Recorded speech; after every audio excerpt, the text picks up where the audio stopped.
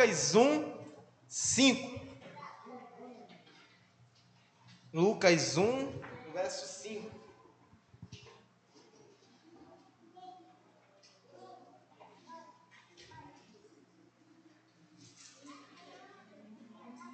Lucas 1, no verso 5. Falamos um pouco na última quarta da apresentação do livro de Lucas. Hoje nós vamos de fato começar os versículos. Agora sim. Lucas 1, no verso 5, e vamos ler do 5 ao 25. Amém? Todos encontraram? Diz assim: Nos dias de Herodes, rei da Judéia, houve um sacerdote chamado Zacarias, do turno de Abias. Sua mulher era das filhas de Arão e se chamava Isabel. Ambos eram justos diante de Deus, vivendo irrepreensivelmente em todos os preceitos e mandamentos do Senhor. E não tinham filhos, porque Isabel era estéril, sendo eles avançados em dias. No verso 8, ora aconteceu que, exercendo ele diante de Deus o sacerdócio na ordem do seu turno, coube-lhe por sorte, segundo o costume sacerdotal, entrar no santuário do Senhor para queimar o incenso. E durante esse tempo, toda a multidão do povo permanecia da parte de fora orando. Eis que lhe apareceu um anjo do Senhor em pé, à direita do altar do incenso. Vendo Zacarias, turbou-se e apoderou-se dele o temor. Disse-lhe o anjo: Zacarias, não temas, porque a tua oração foi ouvida, e Isabel, tua mulher, te dará luz a um filho, a quem darás o nome de João. Em ti haverá prazer e alegria, e muitos regozijarão do seu nascimento, pois ele será grande diante do Senhor, não beberá vinho nem bebida forte, será cheio do Espírito Santo, já do ventre materno, e converterá muito dos filhos de Israel ao Senhor seu Deus, e irá diante do Senhor no espírito e poder de Elias para converter o coração dos pais aos filhos, converter os desobedientes à prudência dos justos e habilitar para o Senhor um povo preparado. No verso 18, então perguntou Zacarias ao anjo: Como saberei isto? Pois eu sou velho e minha mulher avançada em dias. Respondeu-lhe o anjo: Eu sou Gabriel, que assisto diante de Deus, e fui enviado para falar-te e trazer-te estas boas novas. Todavia, ficará mudo e não poderás falar até o dia em que estas coisas venham a realizar-se, porquanto não acreditaste nas minhas palavras, as quais a seu tempo se cumprirão. O povo estava esperando Zacarias e admirava-se de que tanto se demorasse no santuário. Mas, saindo ele, não lhes podia falar. Então entenderam que tiveram uma visão no santuário e expressava-se por acenos e permanecia mudo. Sucedeu que, terminados os dias de seu ministério, voltou para casa. Passou esses dias, Isabel, sua mulher, concebeu e ocultou-se por 5 meses, dizendo: Assim me fez o Senhor, contemplando-me, para anular o meu opróbrio perante os homens. Amém? Baixe sua cabeça, vamos orar. Pai, que essa noite venhamos entender o que vai estar sendo ministrado, trabalhe em nossos corações, trabalhe em nós, Pai, o arrependimento, trabalhe em nós, Pai, gere em nós, Pai, o arrependimento, para que possamos ouvir a Tua palavra e sermos praticantes dela, Pai. Pai, nos perdoa, Pai, por todas as vezes que deixamos de lado o Teu culto, o culto que é para apresentar ao Senhor. Nos perdoa, Pai, por toda vez que negligenciamos a nossa vida espiritual. Nos perdoa, Pai, por todas as vezes que ignoramos o Teu Evangelho. Nos perdoa, Pai, por todas as vezes que desprezamos, Pai, a Tua palavra e desprezamos os rituais, Pai, que Tu deixou para nós, Pai. Pai, desde já, Pai, te agradecer, somos gratos, Pai, por nos ter trago aqui para ouvir da Tua palavra. Já Te louvamos, já lemos salmos, já ficamos em comunhão, Pai. Agora, Pai, trabalhe em nós a Tua palavra, Pai, para que possamos ser praticantes dela. Amém, Pai. Amém, igreja? Acho que já está funcionando aqui Não, acho que... Ah, sim.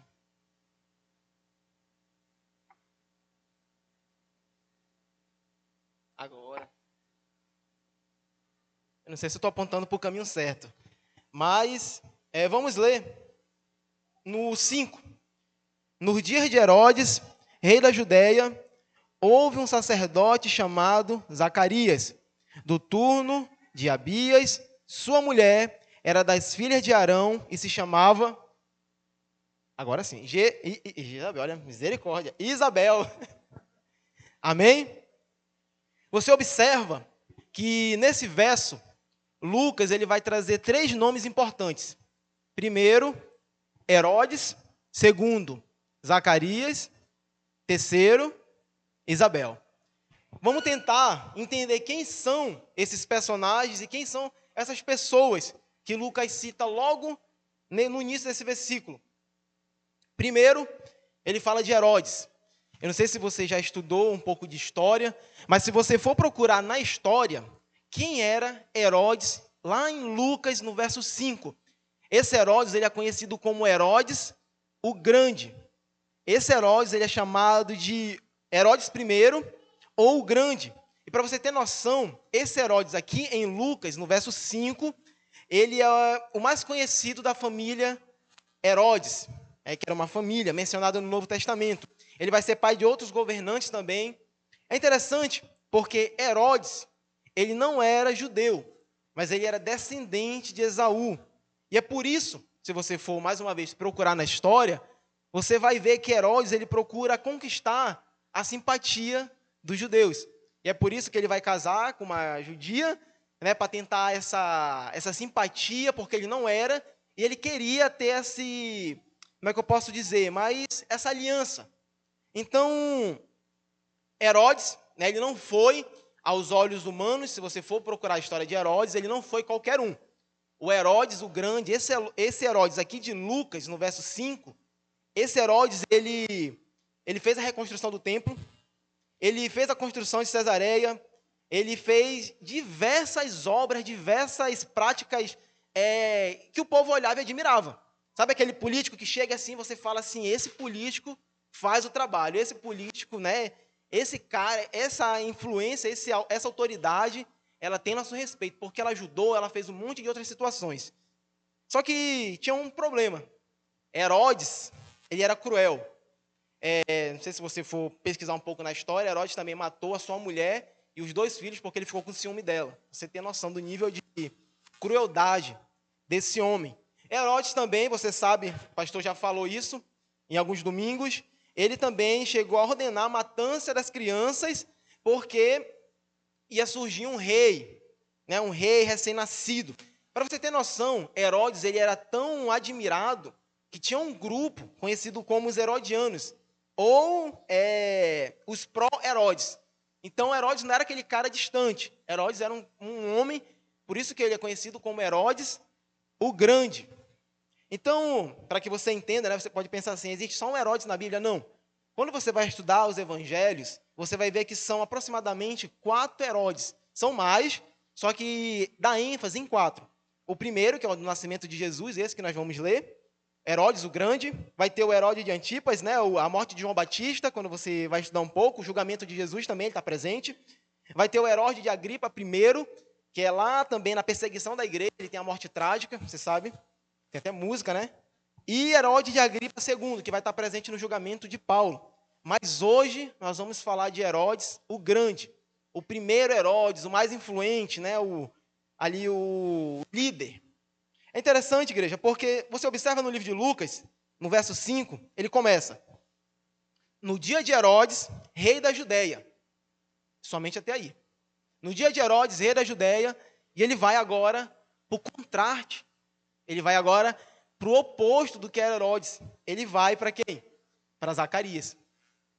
Depois ele fala, o verso 5 ele fala, nos dias de Herodes, rei da Judéia, agora sim começa. Houve um sacerdote chamado Zacarias. Agora, quem foi Zacarias? Quem foi esse homem que Lucas ele cita? Logo depois de Herodes, Zacarias, para quem não sabe, era um humilde sacerdote. não era uma pessoa de muita influência, não era uma pessoa, claro, comparado a Herodes, né, na visão dos homens, era uma pessoa simples, era um humilde sacerdote. Se você for botar como adjetivo, Zacarias seria isso. Ou seja, Zacarias morando ali em uma aldeia distante da Judéia. Qual o significado do nome de Zacarias? O significado do nome de Zacarias é Deus se lembrou, ou Yahvé se lembrou. Então, esse nome Zacarias, é comum nas Escrituras. Então, em particular, principalmente, era apenas um dos muitos sacerdotes que serviam em relativa insignificância. Quem era Zacarias? Um dos muitos sacerdotes que servia em relativa insignificância, pelo menos aos olhos dos homens. Amém? Então, qual era, igreja, a função de um sacerdote? Qual era a função de sacerdote? Sacerdote, em resumo, tá bom? Mas ele era aquela pessoa que ia representar Deus ao povo. Ou seja, num cargo sagrado, ele era respeitado na teocracia de Israel, ele era responsável por ensinar as escrituras, ele era responsável também por aconselhar, por julgar, por outras coisas também, quando se tratava a obra de Deus, amém? A outra coisa também era oferecer os sacrifícios pelo pecado no templo. Então seria essa a função. A gente estava conversando lá em casa, né? Será se dava para entrar em cada função, em quem foi Herodes, mas ia sair muito da exposição, mas provavelmente vai ter também uma explicação sobre isso em outro culto, somente sobre Herodes, porque você vai ver um estudo assim magnífico, né, de Herodes, Zacarias, mas hoje eu estou só trazendo um resumo para que você consiga entender, né, para não fique tão perdido assim. Então, para que você entenda, voltando, né, para a exposição, cada sacerdote, ele deixava o seu trabalho local 2 vezes por ano para servir em Jerusalém, durante uma semana, principalmente aqui nessa época de Lucas. Você vai entender mais na frente isso aqui. Ele deixava, né, o seu trabalho local para servir por uma semana. Então, o início de Lucas, quando você vai ler com mais calma, você vê que Lucas ele vai retratar Zacarias justamente aonde? No templo, quando ele vai, né, viver esse ofício, digamos assim. Então, nesses turnos semestrais, esses turnos aconteciam 2 vezes no ano. Ou turno ou família também, você vai ouvir essa palavra. Não sei se alguma Bíblia tem essa versão, família, mas turno ou família também. Então, fala um pouco, né, sobre Lucas, ele dá um pouco de ênfase em quem foi Zacarias, porque ele diz que era a divisão de Abias, mas isso é importante você que está anotando, não significa que ele era descendente direto de Abias, porque depois do exílio babilônico, você vai estudar um pouquinho mais na frente, isso no domingo, mas depois do exílio babilônico, como havia poucos sacerdotes restantes, o povo ele reorganizou o grupo de pessoas que ia fazer esses turnos em grupos. E é por isso que você agora vai entender por que era 2 vezes no ano, uma semana. Então, eles dividiam, né, fizeram essa divisão depois do exílio babilônico, e por isso foi conhecido como a divisão de Abias. Ou seja, era o nome de um... Eu até anotei aqui, para ficar um pouco mais fácil de entender, mas era como o nome de um grupo de sacerdote de linha direta, para ficar bem mais direto ao ponto. Outro ponto, os sacerdotes, eles deveriam casar-se com mulher do povo de Israel.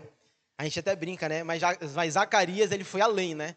É povo de Israel, não quero só o povo de Israel, eu vou mais específico, né? Ele se casa com Elizabeth, ou também o nome Isabel.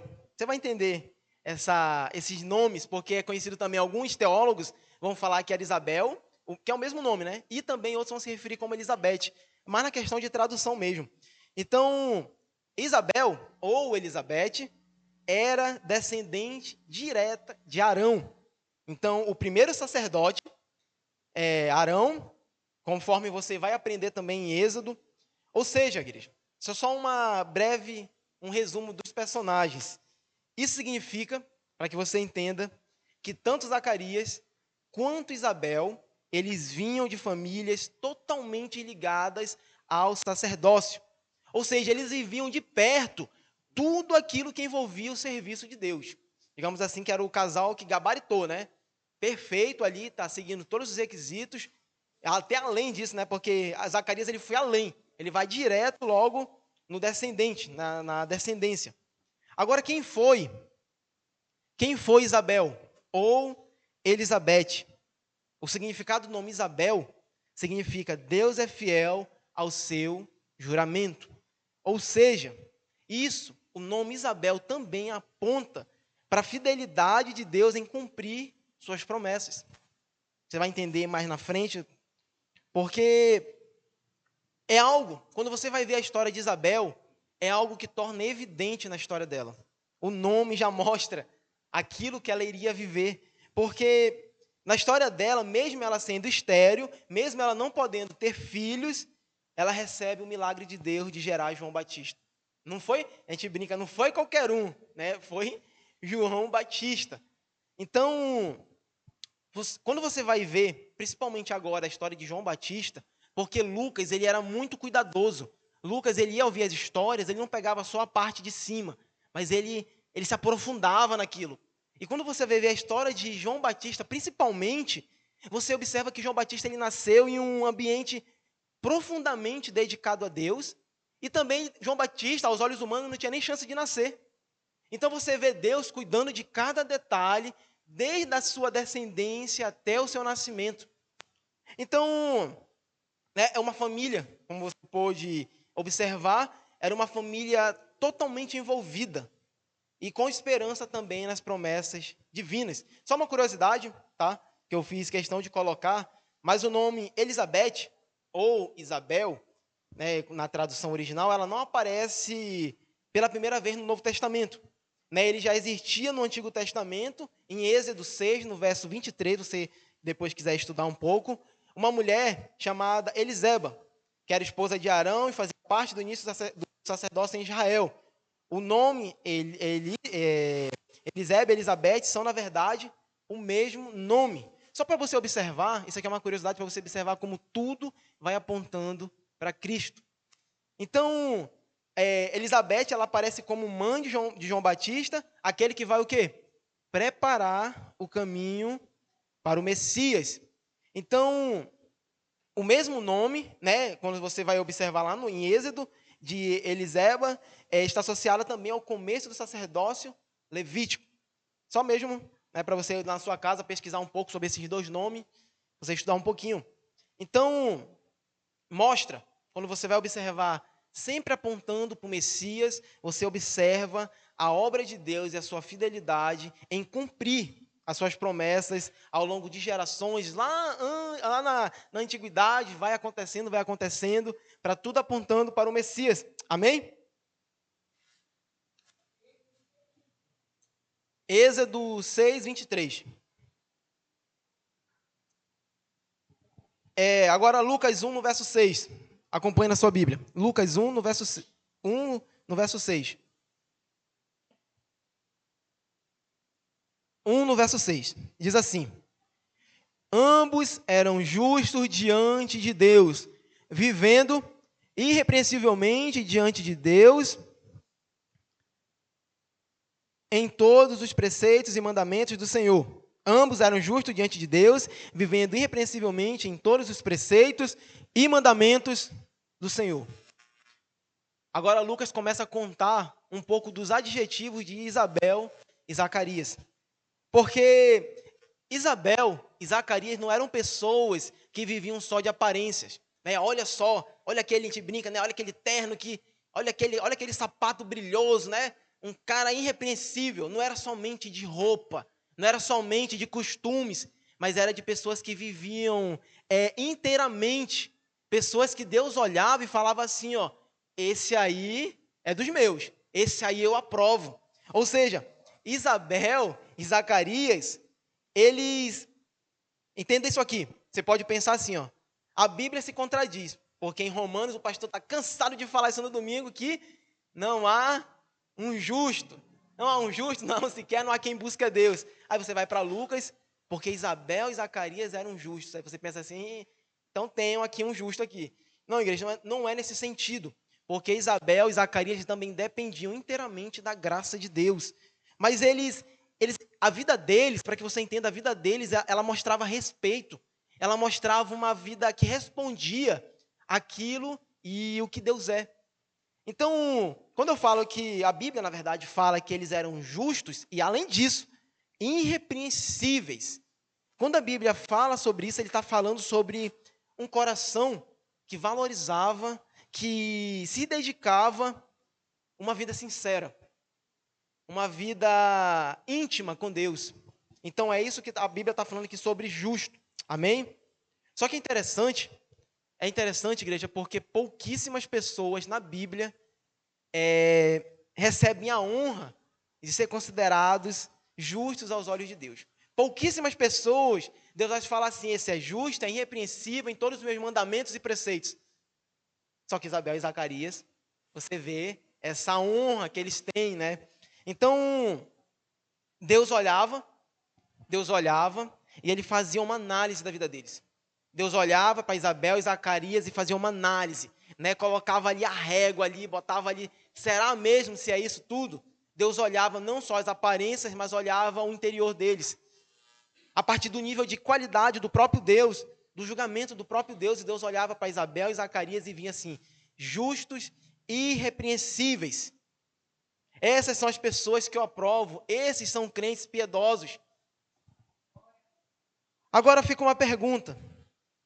Se Deus ele olhasse para você, hoje, Deus olhasse para você, vou fazer agora um julgamento de você, eu vou olhar para você, você ouve o evangelho, você vem para um culto, você faz parte da nova aliança, você é um membro da igreja de Cristo, você faz parte da família, eu vou olhar para você agora e vou fazer um julgamento, eu vou olhar para você agora e vou fazer uma análise da sua vida. Será que quando ele fizesse essa análise, igreja, ele iria ver obras que o glorificam? Será que quando Deus olhasse para a sua vida hoje, ele veria um cristão com uma vida piedosa, que se dedica, que coloca ele em primeiro lugar, uma vida que de fato glorifique a Deus? Será se Deus, se ele olhasse, fizesse uma análise de sua hoje, será se ele ia olhar e ia falar assim para você, você é justo e irrepreensível em todos os meus mandamentos e preceitos? Se a sua resposta for não, você deveria se envergonhar. Se a sua resposta for não, você deveria se entristecer com isso. Se a sua resposta for não, você deveria jejuar pelo seu pecado. Você deveria jejuar pela vida que você leva. Porque a gente fala muito sobre isso, sobre ser justo. Aí o que as pessoas falam? Eu sou assim mesmo, Deus. Eu sou cheio assim de pecado, eu sou cheio de erro, eu não estou nem aí para nada. Só que quando você vai ver a vida de crentes piedosos, vocês vão ver que estão aí sim para as coisas. Uma vida justa, uma vida obediente, uma vida que agrade a Deus, ela importa sim. Infelizmente, muitas das vezes você peca e o pecado ele se torna um motivo de orgulho. Pequei mesmo, eu sou assim mesmo. Quando você deveria pecar, jejuar, orar e se arrepender. Mas fica a pergunta, quantas vezes você jejuou por um pecado que você cometeu? Geralmente a gente jejua quando a gente quer alguma coisa, uma grande bênção, algo extraordinário, que também não é errado. Só que quantas vezes você já jejuou pelo seu pecado? Você peca e você diz assim, pai, eu vou jejuar, eu vou me dedicar o dia todo. Eu não vou sair para trabalhar, eu não vou sair para me divertir, eu vou ficar aqui. Para me arrepender desse pecado, para jejuar daquilo que eu sou, da vida que eu levo. Então, quantas vezes, igreja? Quantas vezes nós nos arrependemos? Quantas vezes nós clamamos por misericórdia? E fica essa pergunta, se Deus olhasse para a minha vida hoje, Ele poderia falar essas palavras? Justo e irrepreensível? Então, é interessante isso aqui, porque quando você olha essa expressão, no verso 6, ambos eram justos diante de Deus. Essa expressão diante de Deus, ela vai gerar uma outra expressão em latim. Não sei se você já ouviu essa expressão, corindeu, ou corindel. Não sei se você já ouviu essa expressão, ela é meio, não sei, corindeu, não sei se você já ouviu, mas é uma expressão também muito usada. Tem até faculdade, tem igrejas com esse nome, é uma expressão muito usada. Porque essa expressão corindeu, ela veio também da palavra diante de Deus. Mas por que essa palavra derivou essa outra? Porque essa expressão, ela mostra, igreja, que tudo que nós fazemos, vivemos e quem somos, é diante de Deus. Se você trabalha, é diante de Deus. Se você é um marido que é casado, que tem uma família, é diante de Deus. Se você estuda, é diante de Deus. Se você dirige, se você faz qualquer outra coisa, tudo que você faz é diante de Deus. Ou seja, aquilo que você faz em casa, aquela pessoa que você é em casa, você pode pensar assim, não, é para minha esposa, para meu marido. Não, é também diante de Deus. Então, o jeito que você trata a sua esposa, os seus filhos, é diante de Deus. Você entende agora como uma expressão veio e gerou a outra? Então, a nossa vida, eu quero que você entenda isso, igreja.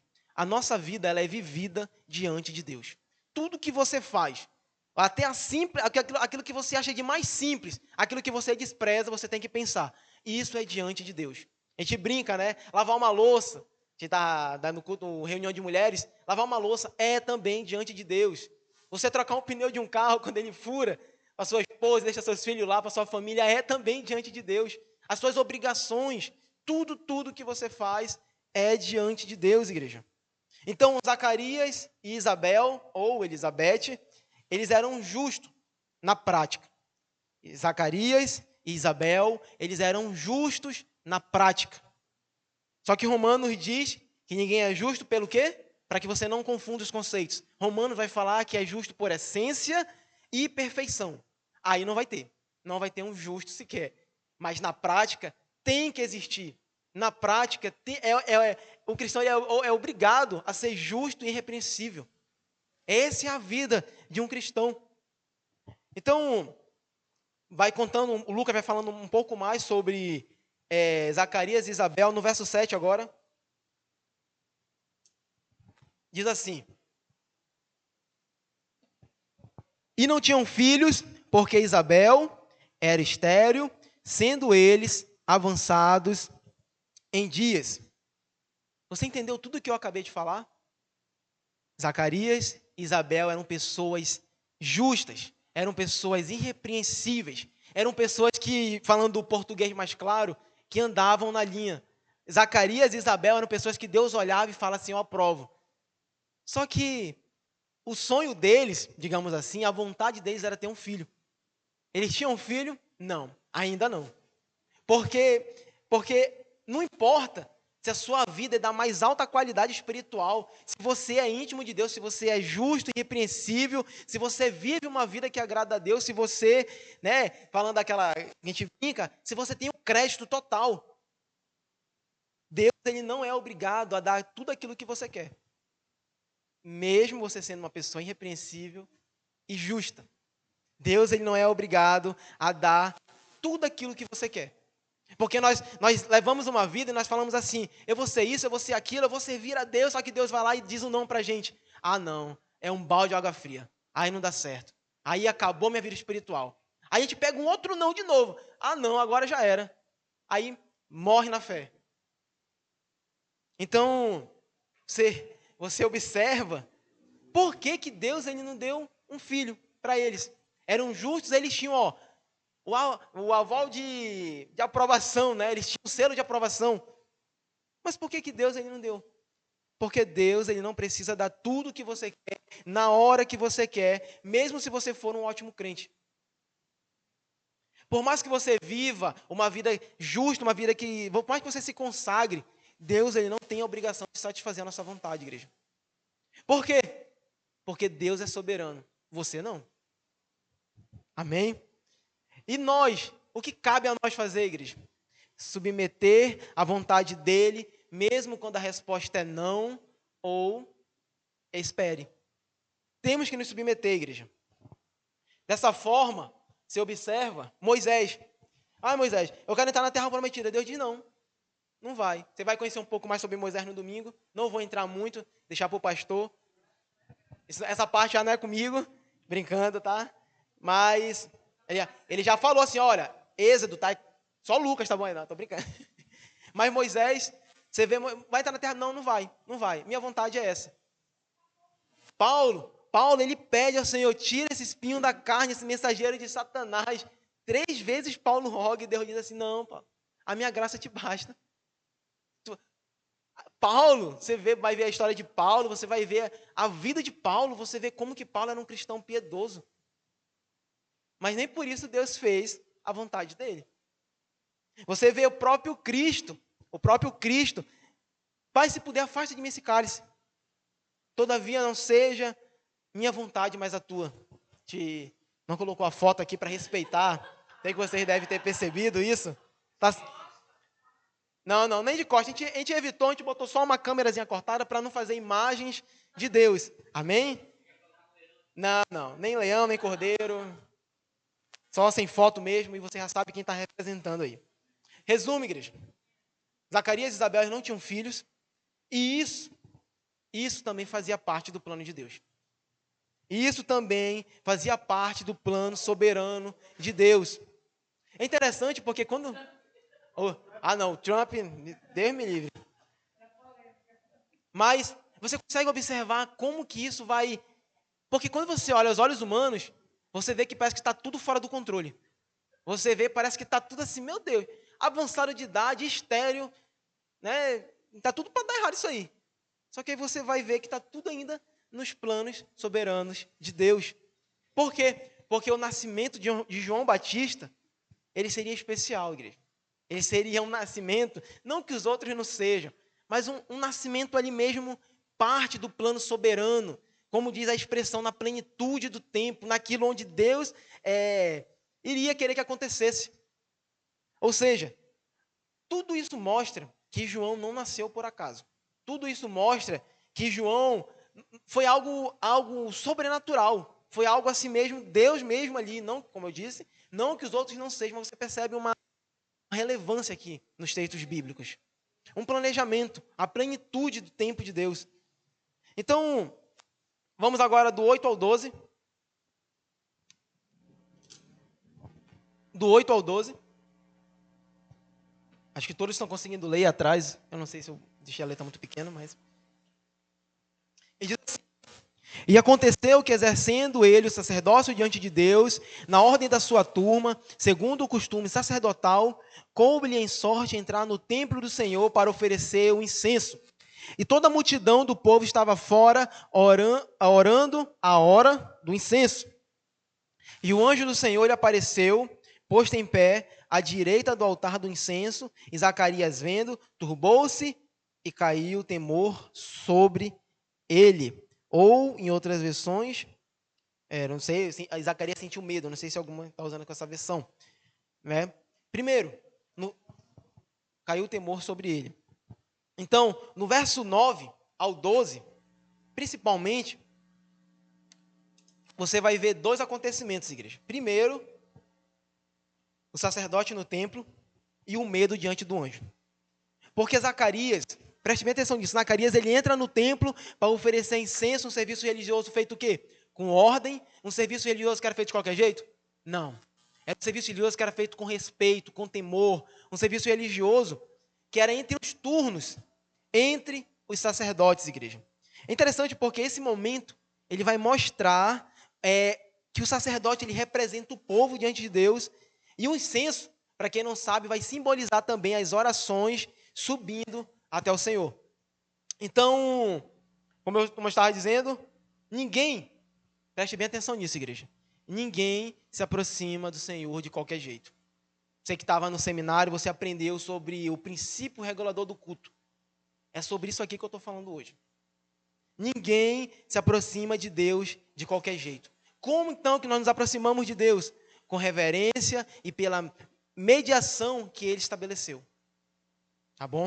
Isso eu estou falando aqui de um culto, tá? De um culto.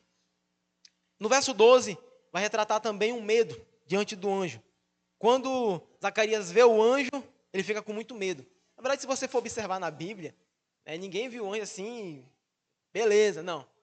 Geralmente, na Bíblia, você vai ver, vendo o anjo, ficou com muito medo. Algumas pessoas, isso aqui é só não faz parte das escrituras, tá? Mas não sei se você já viu aquela imagem com um monte de olho e de asas, enfim, né? Aí o pessoal fala que o pessoal ficava com medo por causa disso, né? Que era bem assustador. Mas isso é só a teoria enfim, né? Das pessoas que, não sei se é da conspiração, mas teorias mesmo que as pessoas vão criar. Só que esse medo aqui de Zacarias, preste bem atenção nisso, não é só susto. é uma expressão de respeito e humildade. Porque o orgulho humano, ele diminui quando a pessoa reconhece a grandeza de Deus. Por que existe pessoas tão orgulhosas, pessoas que, né, eu conheço grego, hebraico, eu sou isso, eu sou aquilo, o orgulho lá em cima, não pede perdão, não aceita perdão, pessoas extremamente orgulhosas, porque não reconhecem a grandeza de Deus.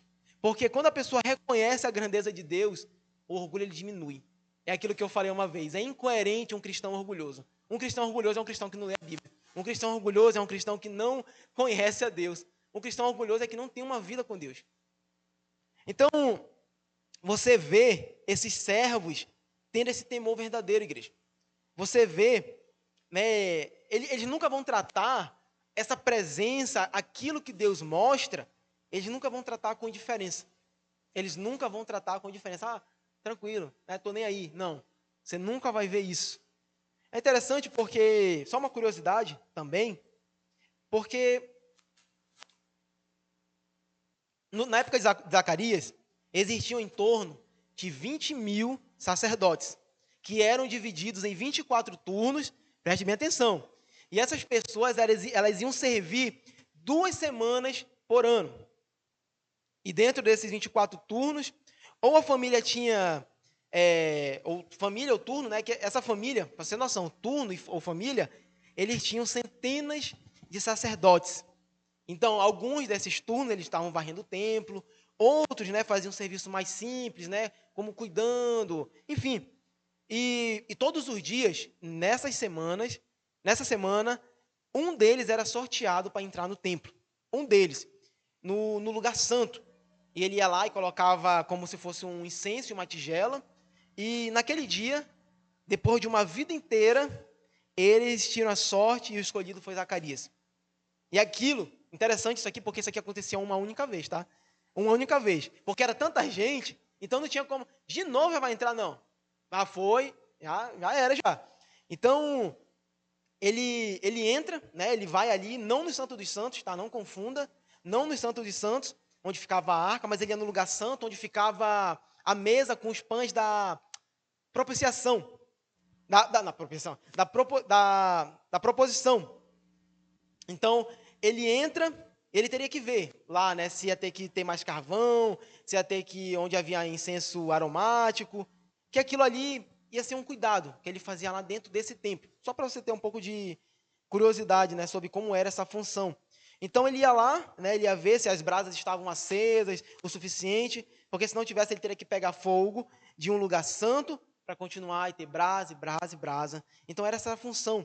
Ou seja, ele pegaria aquele pote, aquela tigela, onde havia um incenso, né, aromático, que somente, entenda isso, porque quando você entende isso, você entende também o princípio regulador do culto. Porque ele pegava, né, aquela vasilha, aquela tigela, e ele usava para Deus, para, digamos assim, somente Deus sentir aquele aroma. E o sacerdote que estava ali, é claro. Ou seja, ninguém mais. Amém? Então, aquele incenso, ele virava fumaça e um cheiro, como diz os historiadores, delicioso. Então, aquele cheiro tomaria de conta, e isso aqui era o símbolo da oração do povo. É por isso que o povo ficava também orando lá fora. E isso, igreja, preste bem atenção nisso. Essas práticas que eu acabei de falar, foi acontecendo por milênios. Por milênios. E o que acontece quando uma prática vai sendo repetida? O que pode acontecer? Um desleixo.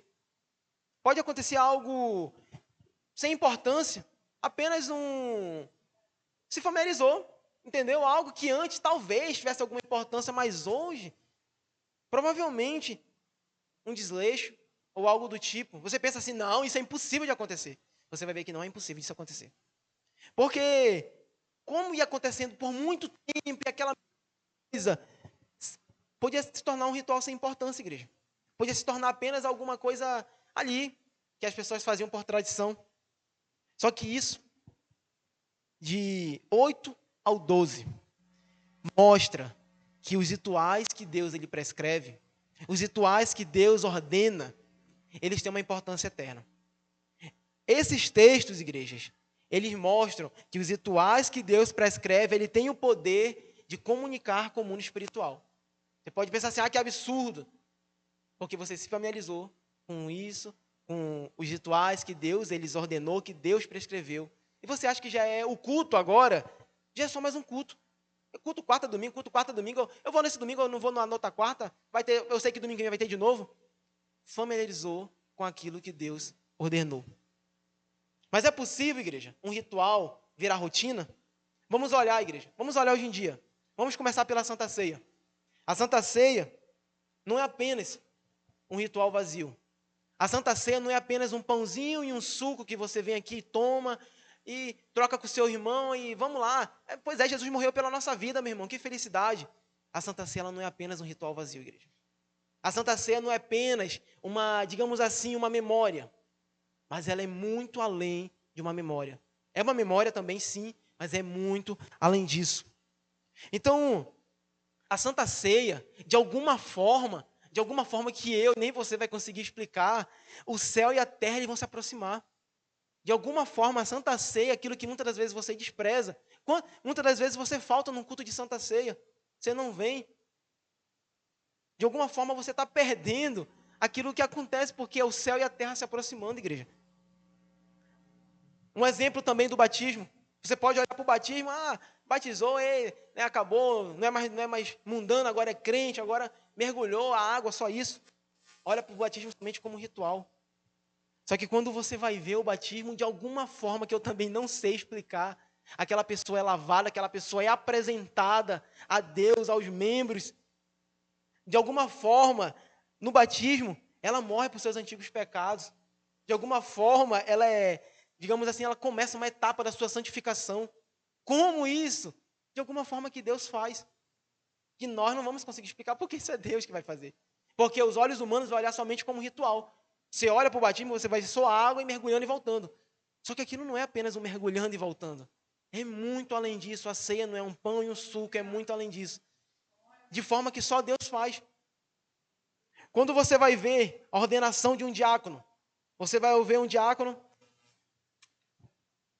vai ser, como é que eu posso, a palavra vai ser ordenado.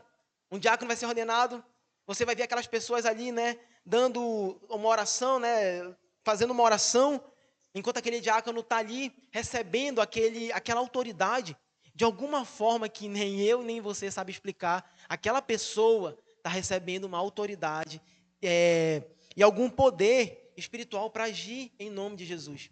Você olha somente um rapaz de joelho recebendo aquela ordenação. Mas é muito além disso, igreja. É muito além disso. Rituais, os nossos rituais não são vazios.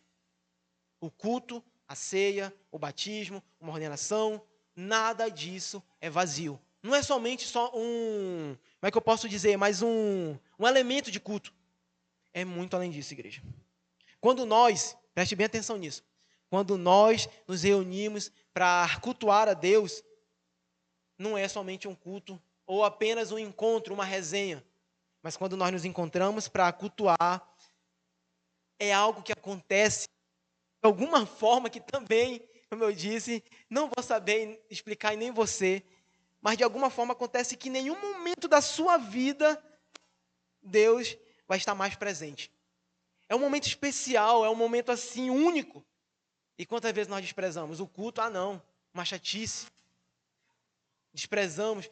A gente faz a pergunta, como é que pode aqueles sacerdotes provavelmente cair no desleixo e seguir? Você caiu no desleixo, você caiu, você se acomodou e nem percebeu. Você percebe quando a gente traz a aplicação para a nossa vida, aí você percebe o quanto que você precisa mudar? É interessante, igreja, porque o anjo, ele aparece a Zacarias, né, ele diz, não temas. Por quê?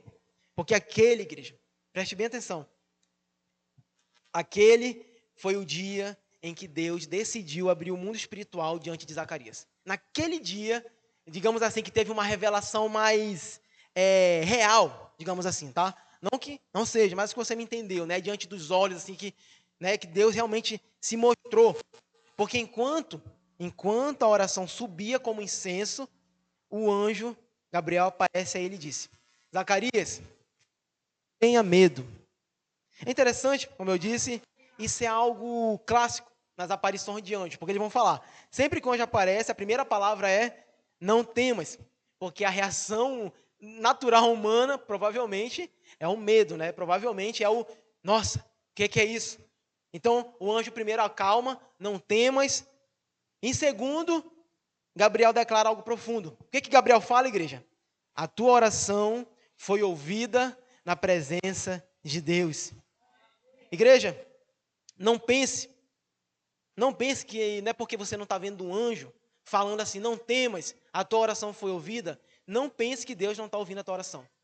Não é só porque, eu preciso ver um anjo para me ter a certeza que Deus ouviu minha oração. Não, não pense, porque Deus, Ele está ouvindo. Apocalipse 5 fala que diante dele tem uma grande taça cheia de incenso, e o próprio texto ele vai explicar em Apocalipse que esse incenso são as orações dos santos, e em determinado momento Deus vai derramar essa taça sobre a terra, e grandes coisas acontecem como resultado dessas orações. A oração de um justo, ela não vai assim, não. Deus ouve. Não é porque, como eu disse, não é porque você não está vendo um anjo ou não está vendo algo sobrenatural que não está sendo ouvido, igreja. Porque é por meio da oração, é por meio dos sacramentos, é por meio da palavra, é por meio do culto que nós temos o privilégio de interagir com a realidade espiritual. Por meio da palavra, por meio da oração, por meio dos sacramentos, nós temos o privilégio, igreja, de interagir com essa realidade espiritual. É interessante, pessoas também que negligenciaram o ritual que Deus ordenou. Ananias e Safira aprenderam isso da pior maneira. Ananias e Safira aprenderam isso da pior maneira, igreja. Eles acharam que podiam contar uma mentirinha, que estava tudo bem. Bom, vamos negligenciar só um pouquinho aqui, aquilo que é para ser santo, aquilo que é para ser sagrado. Vamos negligenciar só um pouquinho, bora fazer só uma pequena mentirinha. Vamos contar uma mentirinha aos apóstolos, sem consequências, caíram mortos imediatamente. Fulminados. Igreja, esses exemplos, eles mostram que brincar, negligenciar aquilo que Deus ordenou, traz sérias consequências. Quando você vem para um culto, né? Não tenho vontade de estar aqui, não tenho vontade de aprender, negligenciando aquilo que Deus ordenou, isso vai ter sérias consequências, igreja. Principalmente quando você já conhece. Diante de Deus, Nadab e Abiú também, filhos de Arão, acharam que o altar de incenso não tinha importância. Negligenciaram. Pensaram que poderia pegar qualquer fogo, um fogo estranho, e oferecê-lo diante do Senhor. Mas estavam completamente errados, igreja. E foram fulminados da presença de Deus. Sabe, igreja? O apóstolo Paulo, recente, nós estudamos em Coríntios, vocês lembram? Estavam fazendo a ceia de qualquer forma, o apóstolo Paulo fala assim, é por isso que muitos estão morrendo, muitos estão ficando doentes, muitos estão sofrendo, sabe por quê? Porque vocês estão negligenciando aquilo que é sagrado. Você viu, nos últimos capítulos de Coríntios, lá na Santa Ceia, quando ele vai falar sobre a ceia, você lembra disso. Nunca olhe, igreja, nunca olhe para um culto, para a ceia, para o batismo, para a palavra, para a comunhão, para tudo aquilo que Deus ordenou. Nunca olhe como algo sem importância, nunca. Sempre que você vier para um culto, venha. Obrigado, meu Deus, porque eu estou tendo o privilégio de te cultuar. Que hoje eu possa oferecer o meu melhor aqui nesse culto. Aí as pessoas vêm e falam, eu não queria nem estar aqui. Mostrando o quanto que negligencio o culto do Senhor. Você deveria se envergonhar de falar isso. Você deveria se envergonhar de falar assim, eu tenho preguiça de ir para a igreja. Eu tenho preguiça de ir lá na Santa Ceia. Nossa, eu não participo disso. Porque tudo aquilo que Deus ordenou, igreja, os rituais, aquilo que Ele prescreveu, não são vazios. Você viu agora 3 exemplos que eu citei sobre como as consequências que podem surgir. No verso 13 ao 17, diz assim, 13 ao 17. Disse-lhe, porém, o anjo, Zacarias, não temas, porque a tua oração foi ouvida, Isabel, tua mulher, te dará luz a um filho, a quem darás o nome de João. Em ti haverá prazer e alegria, e muitos se regozijarão com seu nascimento, pois ele será grande diante do Senhor. Não beberá vinho, nem bebida forte, será cheio do Espírito Santo, já do ventre materno, e converterá muitos dos filhos de Israel ao Senhor, seu Deus, e irá diante do Senhor no espírito e poder de Elias, para converter o coração dos pais aos filhos, converter os desobedientes à prudência dos justos e habilitar para o Senhor um povo preparado. Igreja, você lembra do início da administração? Como Herodes era conhecido na história? Você pode pesquisar na sua casa. Como Herodes, de Lucas 1, no verso 5, era conhecido? Você vai ver nas histórias, Herodes o Grande. Só que aí você vem para a Bíblia. Quem era o grande? A terceira lição que Lucas vai nos ensinar, igreja. Tão diferente da nossa perspectiva. Porque logo, como eu disse, logo no início de Lucas, no verso 5, nós lemos: nos dias de Herodes, rei da Judéia. Aí você vai para a história agora, fora das escrituras. Você vai pesquisar quem foi Herodes. Herodes o Grande. Lucas, preste bem atenção, Lucas ele está situando essa história em um contexto histórico específico. Quando você vai ler o livro de Lucas, você vê como que ele serve também para a base de historiadores. Lucas serve para a base de historiadores. Historiadores, muitas vezes, que nem acreditam em Deus, leem o livro de Lucas para poder pegar evidências daquele tempo. Ele foi muito cuidadoso, igreja. História, o tempo do rei Herodes. Ele faz questão de citar. Ele podia citar Zacarias e Isabel, acabou. Mas ele não, ele cita. Nos dias de Herodes, rei da Judéia. Lá naquela época. O historiador Flávio, o sobrenome dele eu não vou saber pronunciar, mas ele vai dizer, Herodes era conhecido como Herodes o Grande. Herodes o maior daquela época. Herodes ele tinha essa fama. Então, Herodes ele faz diversas realizações. Herodes, ele era, em outras palavras, ele era o cara. Ele tinha esse poder. Mas aí você vai para a Bíblia. Quem que a Bíblia diz que era grande, igreja? No verso 13 ao 17. Não tenha medo, Zacarias, porque a tua oração foi ouvida. Isabel, a tua esposa, dará luz a um filho, e você lhe dará o nome de João. O nome João, para que você entenda, significa graça de Deus, ou Deus é gracioso. Amém? Então, continua. E você terá muita alegria, e muitos se alegrarão com o nascimento dele. E então vem a declaração.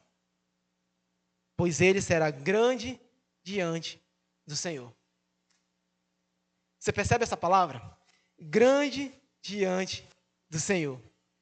O texto continua. Ele não vai beber vinho nem bebida forte. Ele seria cheio do Espírito Santo desde o ventre materno e converteria muitos dos filhos de Israel ao Senhor. Ele vai adiante.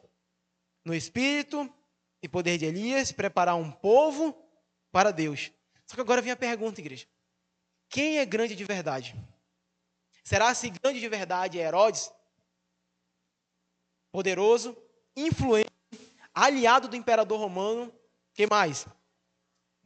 Ele governava com autoridade política. Herodes tinha pulso firme. Herodes era aquele cara que o pessoal olhava assim, esse é Herodes o Grande. Ou você acha que quem era grande era João Batista? Vamos olhar para João Batista. Um homem simples, vivia no deserto, se vestia com pele de camelo, comia gafanhotos e terminou sua vida da maneira mais humilhante. Terminou sua vida da maneira pior possível. Termina sua vida com a cabeça cortada e colocada em um prato. Mas quem era o grande, igreja? Quem era o grande de verdade? Herodes, que dominava o cenário político? Ou João, que pregava no deserto? Pregador do deserto, cheio do Espírito e que viveu para preparar o caminho de Cristo. O que é grandeza aos nossos olhos e o que é grandeza aos olhos de Deus?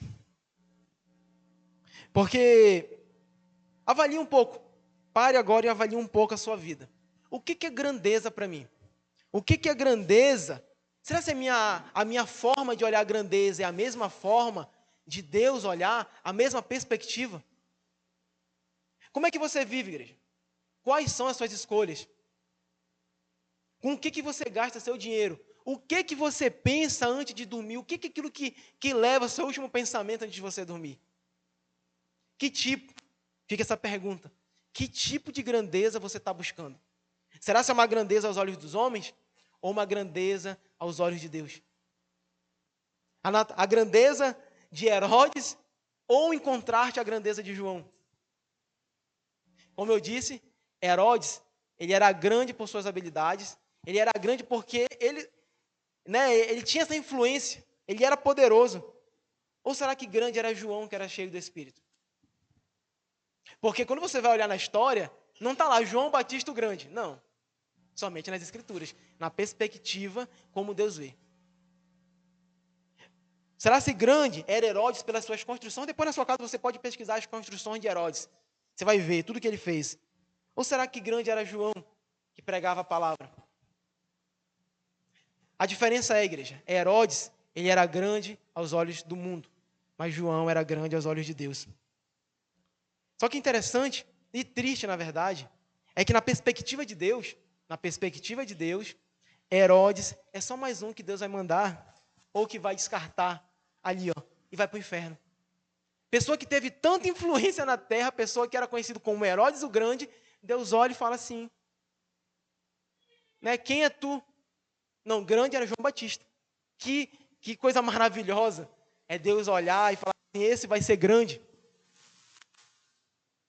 Mas o anjo disse a Zacarias, não temas, porque a tua oração foi ouvida. Não temas, porque a tua oração foi ouvida. E Isabel, a tua mulher, te dará à luz a um filho e chamarás seu nome João. Só uma outra curiosidade aqui. Alguns teólogos vão falar que Zacarias estava lá, né, orando pela libertação de Roma, né, para saírem da mão de Roma. Estava orando, fazendo todos os seus afazeres de sacerdote. E lá no final ele orou assim, Deus, eu sei que tu é fiel, eu sei que tu faz coisas impossíveis. Então me dá um filho. É isso que eu estou pedindo. Aí apareceu o anjo. Zacarias, tua oração foi ouvida. É por isso que alguns teólogos vão dizer que foi nessa sequência, né? Ele orou pedindo um filho, e na hora o anjo desce e fala, Zacarias, tua oração foi ouvida. Isso aqui é somente alguns relatos, né? Alguns estudiosos pensam, né? Então é por isso que o anjo aparece, Zacarias, tua oração foi ouvida. Porque na hora lá, provavelmente ele orou pedindo um filho. Só que isso aqui, como eu disse, é só mesmo uma curiosidade. Só que, pensa comigo, aquilo que ele mais quis na vida. Ele fala, tua oração foi ouvida e tu vai ter um filho. Qual seria a sua reação? Pular de alegria, dizer assim, obrigado, meu Deus, e cair de joelho? Ou agir que nem Zacarias, que um pouquinho antes estava sendo chamado de justo e irrepreensível? 18 a 21, igreja. Diz assim, então perguntou Zacarias ao anjo, como saberei isto? Pois eu sou velho e minha mulher avançada em dias. Verso 19, respondeu-lhe o anjo, eu sou Gabriel, que assisto diante de Deus e fui enviado para falar-te e trazer estas boas novas no grego, evangelho. Todavia ficarás mudo e não poderás falar até o dia em que estas coisas venham a realizar-se, porquanto não acreditaste nas minhas palavras, as quais seu tempo se cumprirão. Obrigado, irmã Sônia. Como eu disse, você passa a vida toda querendo algo, você é conhecido como justo e irrepreensível, e Deus fala assim, a tua oração foi ouvida. Como eu disse, eu não sei vocês, mas talvez não seria diferente de Zacarias. Zacarias, a primeira coisa que ele faz é agir com incredulidade. A primeira coisa. Só que uma coisa que eu achei bonito nesse texto, é que ele fala o seguinte, ó, pois eu já sou velho. Ele fala assim, Deus, eu sou velho. Só que com a esposa dele tem um carinho, vocês perceberam? E minha mulher avançada em idade. Ele não fala assim, a minha mulher é velha também. Você vê como que ele tem um cuidado com a esposa? Ele fala assim, Deus, eu sou velho. Aí ele olha para a mulher dele, ela é avançada em idade. Só um cuidado que Zacarias teve. Não sei se ele pensou que a Isabel estava ouvindo ela na porta, né? Vai me chamar de velha também? Isso é só um comentário. Mas, voltando para o texto, a Bíblia diz, eu sou Gabriel. Gabriel ele não estava defendendo a si mesmo. Gabriel estava mostrando a autoridade de Deus, cuja mensagem ele trazia à igreja. Ou seja, quando Zacarias...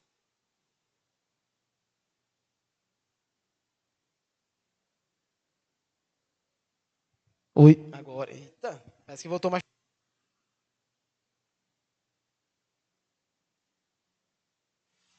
Quando Zacarias ele duvida do anjo, ele não está duvidando apenas do anjo, igreja. Mas ele está duvidando no...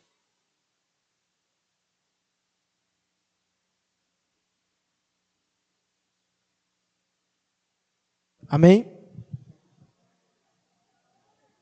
Voltando agora, quando Zacarias ele duvida, ele não duvida apenas do anjo, igreja, ele duvida do próprio Deus.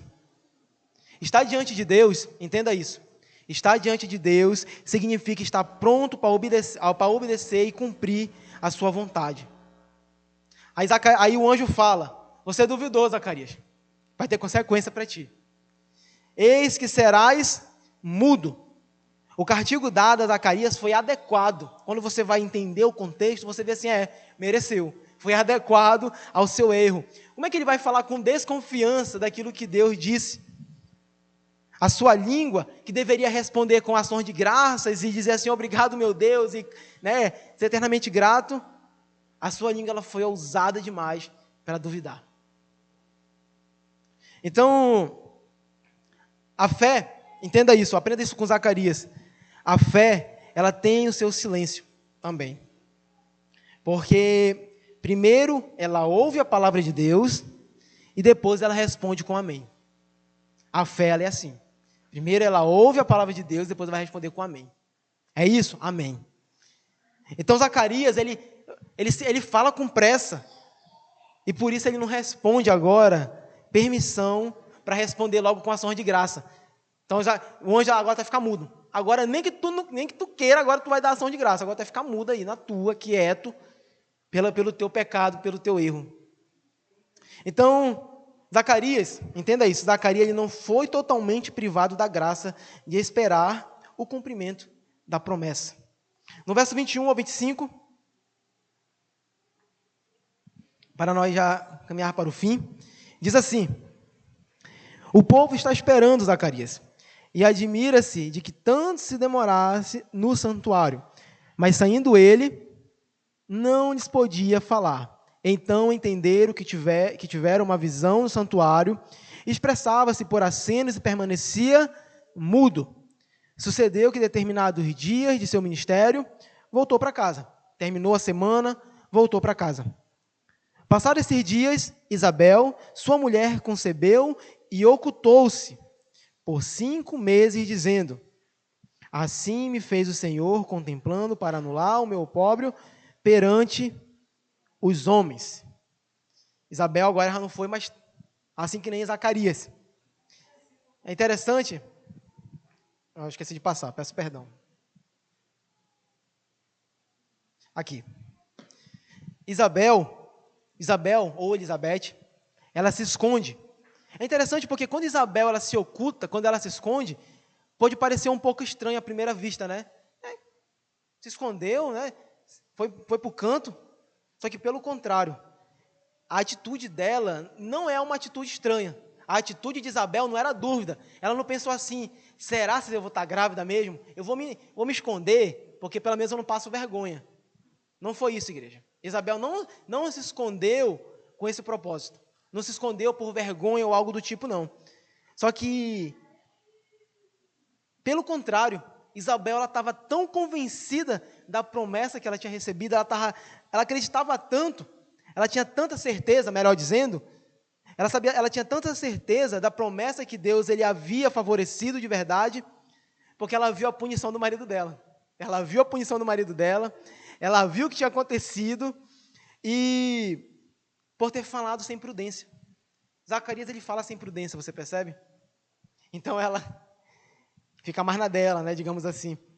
Ou seja, ela pode ter escolhido, né, a Bíblia não vai dar muitos detalhes, mas Isabel ela se esconde para ter mais reverência, né, tipo aquela situação, vou ficar na minha para não falar besteira, né, para não cometer erros. Então ela vai e fica lá no canto. Outras possibilidades também, algumas pessoas também vão falar outras teorias, né, que ela quis evitar conversa leviana, ou ela quis evitar os comentários das pessoas, né, sobre as obras de Deus. Porque, igreja, às vezes, quando algo extraordinário acontece,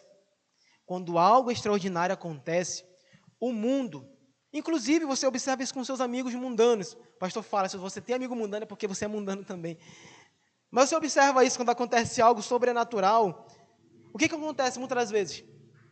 Às vezes até dentro da própria igreja. Aconteceu algo sobrenatural. os comentários apressados e poucos respeitosos que o mundo vem, que traz na hora. Já iam vir com comentários pecaminosos. Então Isabel, para evitar isso, né, ela espera, porque ela quer proteger. Não, pelo amor de Deus, não é para evitar olho gordo. Vou me proteger para não evitar, não. Isso aqui não tem nada a ver com as suas superstições, mas tem a ver com a reverência e o temor diante de Deus. É interessante porque essa demora, ela podia também servir, Calvino ele vai falar isso, podia servir para aumentar ainda mais o louvor a Deus. Porque quando uma obra, igreja, quando uma obra ela vai se manifestar aos poucos, muitas pessoas, entenda isso, muitas vezes as pessoas vão tratar com menos espanto do que tratariam se ela aparecesse de uma vez. Voltando, quando uma obra divina se manifesta aos poucos, as pessoas muitas das vezes tratam com menos espanto do que tratariam se ela aparecesse de uma vez. Assim, o recolhimento de Isabel não foi por incredulidade, olho gordo ou algo do tipo, mas por consideração aos outros e pelo desejo de que a intervenção de Deus fosse ser reconhecida com mais força. Resumindo o que eu acabei de falar, ela some e ela aparece grávida. Meu Deus, o que aconteceu? Isabel, aquela que não podia ter filho, né, aquela que era impossibilitada de estar grávida. O nome de Deus sendo ainda mais glorificado, igreja. Por quê? Porque naquele tempo, uma mulher que não podia ter filho, naquele tempo era vergonha. Aquela mulher que não podia ter filho, muitas das vezes eram também consideradas amaldiçoadas por Deus. Aí você imagina nas rodas, como que ela não se sentia? Com certeza as pessoas fazendo comentários maldosos, com certeza as pessoas criticando, pensando assim, ela não é a perfeita, você lembra que eu falei no início? Ela não gabaritou todos os requisitos da linhagem, o marido sacerdote, essa mulher não tem filho, essa mulher é amaldiçoada por Deus, alguma coisa tem aí. As pessoas começavam a comentar. Então, Isabel, ela carrega esse peso, porque aos olhos humanos, entenda isso, aos olhos humanos ela era vista como vergonha, talvez amaldiçoada, mas aos olhos de Deus, ela era vista como justa, ela era vista como irrepreensível, e ela era vista ainda mais como a segunda mulher mais abençoada da sua geração. Quem foi a primeira? Maria, que foi escolhida por Deus por um grande milagre. Então, Jesus ele diz o quê? Dentre os nascidos de mulher, não houve ninguém como o filho de Isabel. Dentre os nascidos de mulher, não houve ninguém como João Batista. Você entende? E muitas das vezes a gente briga, né? A gente briga com Deus. Eu quero agora, eu quero aquilo, eu quero isso. Tem que ser na minha hora. E Deus fala assim, não. Vai ser na hora que eu quiser. E qual é a nossa resposta a isso? Submeter-se à vontade dele. Entender que tudo que ele faz é para a sua glória e que eu não sou o soberano. Não é eu que sou o soberano aqui, mas é Deus que é o soberano. Mas a pergunta que fica, para finalizarmos, você tem esperado em Deus com paciência? Você tem buscado a Deus por aquilo que Ele é? A outra pergunta que fica, você é grande aos olhos de quem? Ao mundo ou aos olhos de Deus? Amém, igreja?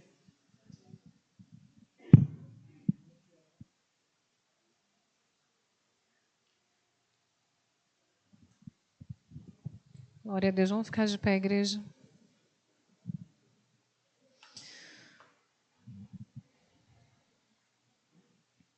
Que palavra